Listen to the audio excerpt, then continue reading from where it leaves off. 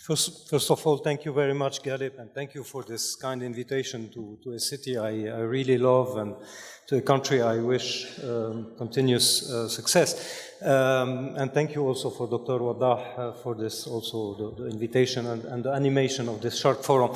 In fact, the challenge you are putting on me is double. First of all, I speak in last, and usually everything has already been said, so I'll try to find something intelligent to add.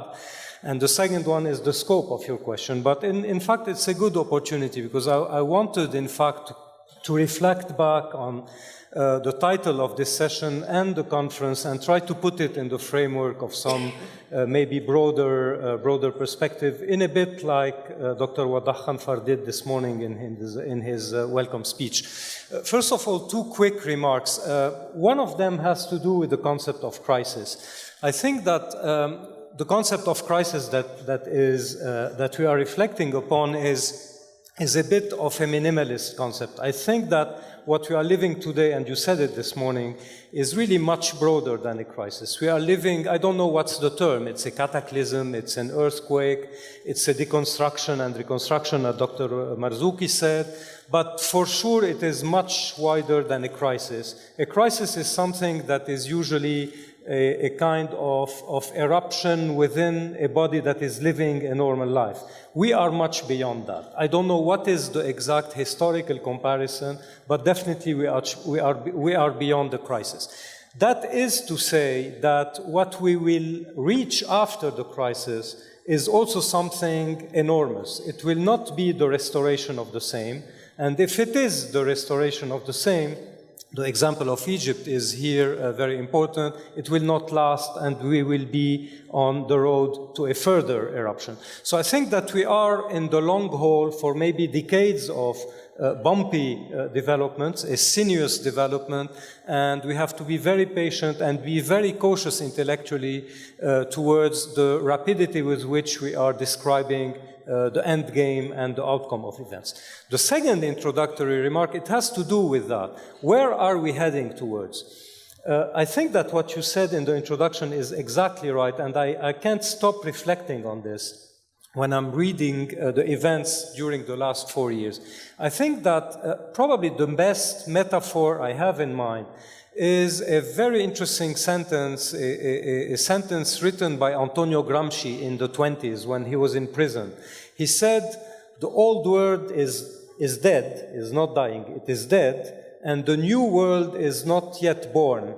And in the meantime, in the interregnum, he uses the word interregnum, we have monsters occupying the scene and morbid symptoms that are eating everything. I think that this is exactly the situation in which we are, and which is probably called to last for many decades. Now, on that issue of, and this is my first, if you want, answer to you, and then I'll get to more broader international and regional, let's say, approaches. When you look at these morbid symptoms, and this is probably one of the problems this region is facing, let's say, with the international order and the international actors. The fact that probably the biggest monster today agitating on the Arab scene, on the regional scene, is ISIS, of course.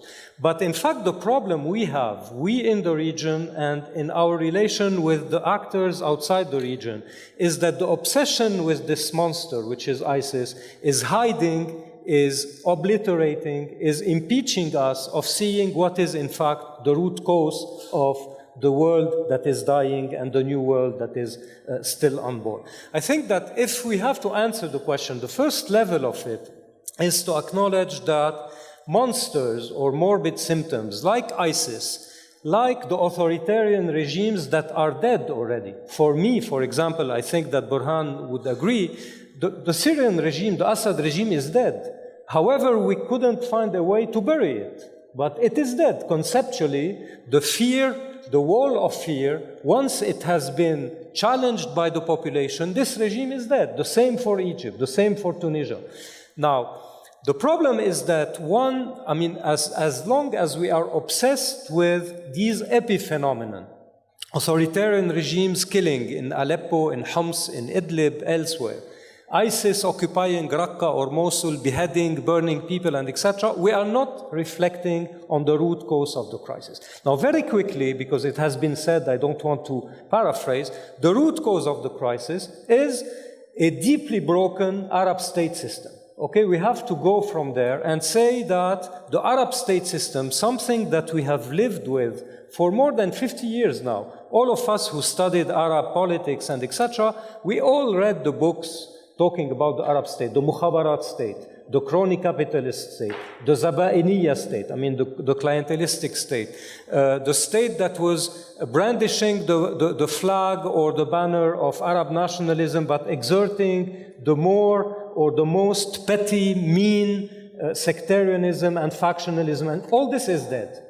Okay, now we have to rethink about a solid, long-lasting, enduring social contract. The social contract will have to take at least three things into consideration. It has been said. But very quickly, the issue of governance, i.e. the legitimacy based on delivery, on performance, on transparency, on being integrated in the international norm. You said it, Dr. Brahim, and this is exactly true. The second challenge that the social contract will have to challenge is the challenge of inclusion. Inclusion, pluralism, and etc.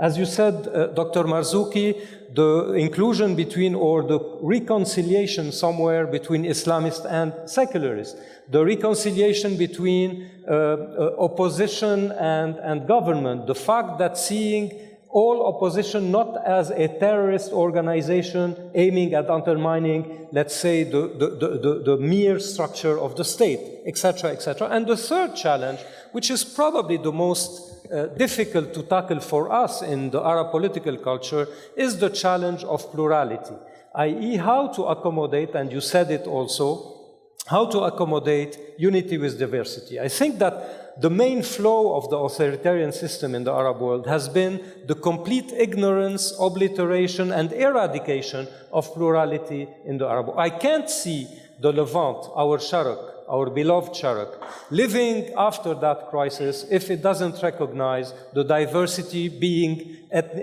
be it ethnical, sectarian, and etc. I don't want, you talked about the Sykes-Picot model, I don't want to get into that and to praise or to vilify the Lebanese model, but there are some patterns in the region that we can already get inspiration from. Now, this is the first level. Why I am very pessimistic that we are close to get out of this tunnel, and this is why the interregnum, to paraphrase Gramsci, will be very long, at least because of two reasons. The first one is regional. We are, already we have broken political orders, broken social contracts. We could have probably be able to envisage an exit of it were it not for also at the same time, and this is our fate in that period of the history and in this region now, our fate is to live in parallel to that, a broken regional order for a time and a broken international order.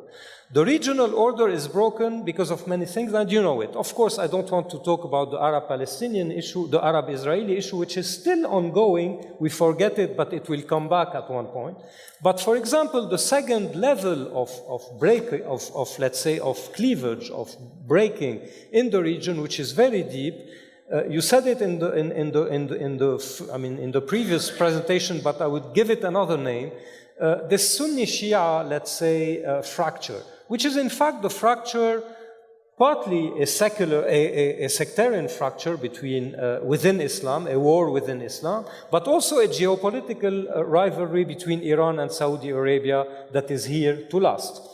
Now, between these two actors, there are a very interesting set of things. There are confrontations of fears and, let's say, phobias and representation of each other. And there is also the rise of a power, which is Iran, in fact, and probably the decline of other powers that are the Gulf state system with the price of oil, price of energy, the relation with the West, and etc. So I think that this is a data, this is a given that we have to live with for a long time and probably to reflect upon. The second regional reason for which I'm not very optimistic to see an exit of the crisis is the fact that we are witnessing today a a reordination, let's say, of the regional architecture. You have the traditional states that were the pillars of power and stability in the Middle East that are today more or less, if not absentee, but at least occupied with themselves. Egypt, which was the main pillar of the Arab order, Iraq, which was one of the pillars, Syria, tomorrow Algeria probably, and Saudi Arabia and the main Gulf system. These countries are today in flux, in transition. I don't want to say that maybe they are going to face new turmoil. And in parallel to that, you have the rise of small powers that are in fact pretending to regional posturing. Qatar maybe, Oman at some point, the Emirates and etc. We are not envisaging enough what would be the new architecture of the Arab order. Who will be the callers of the shots in 10 years from now in the Arab region? I'm putting aside the non-Arab actors like Turkey, Iran, and probably Israel, which we are not mentioning enough. So this is probably why I don't see a very quick possibility of exiting. The last and more probably the most important reason for which I don't see a rapid exiting of our situation is the international order. On the international level, and the fact of living in Washington is probably impeding on me or obsessing me with that, but we are living a very interesting today disequilibrium on the world stage. You have a United States that for 8 years now have built a new doctrine of retrenchment, of withdrawal from the world. Now the big question, we are at the eve of elections in the United States, is this enduring? Will the next president continue the trends that Barack Obama has put in place? It's a big question. We won't enter into that now, but it is a question to keep in mind. But in parallel to this American entrenchment or retrenchment or restraint or retreat from the world, you have a new power or an old new power that is reasserting itself on the world stage. We are now in a region here and in a country where probably the superpower today who is calling the shots, from Aleppo to the border with Turkey to etc., is Russia. Without mentioning the rising other powers like China and etc.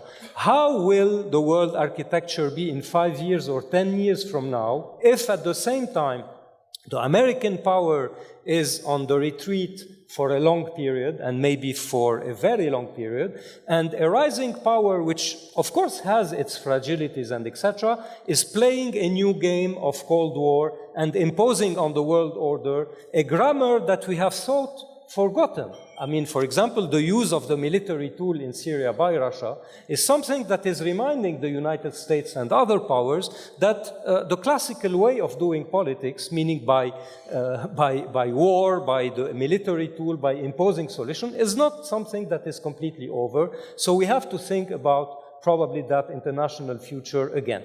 Now, you mentioned the European actor, and I will close on that. This is the second, probably on that international level, the second reason for pessimism.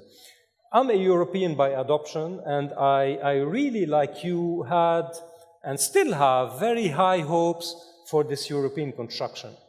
However, what we have to see also with lucidity, and the fact of being in Turkey is something that helps us to see it, is that Europe is today also on the verge of being deconstructed. I don't want to say destroyed, but deconstructed, and deconstructed largely due to the Middle Eastern volcano, the crisis of refugees, the rise of Islamophobia and xenophobia, the fact that the political spectrum in Europe maybe in 2-3 years from now will be completely different than the one we are witnessing.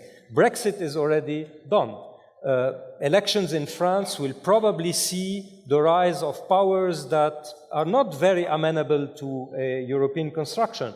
Angela Merkel is probably going to lose elections in Germany. The eastern part of Europe is already completely shifting in the orbit of a Putinian Russia, kind of rise of extreme right forces and etc.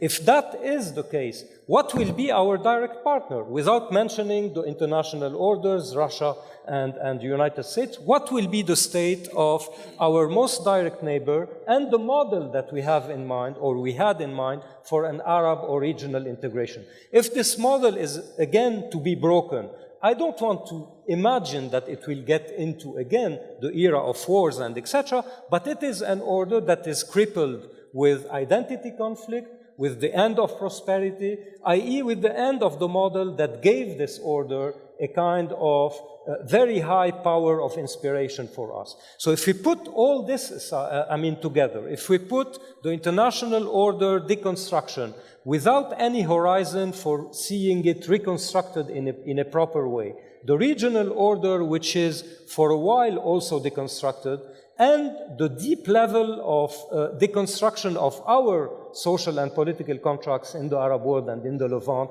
I don't see really how we will get into this post-crisis episode, if you want, quickly. And once again, I would caution us against a kind of quick and easy optimism saying that the end of this tunnel is close. I'm sorry to end on a very grim road, but at least if I want to be positive in a way, I would say that this is an additional incentive for us to think with people like the Sharq Forum and others on really the deep level of our crisis and the enormous challenge that is ahead of us to reconstruct a viable order. Thank you.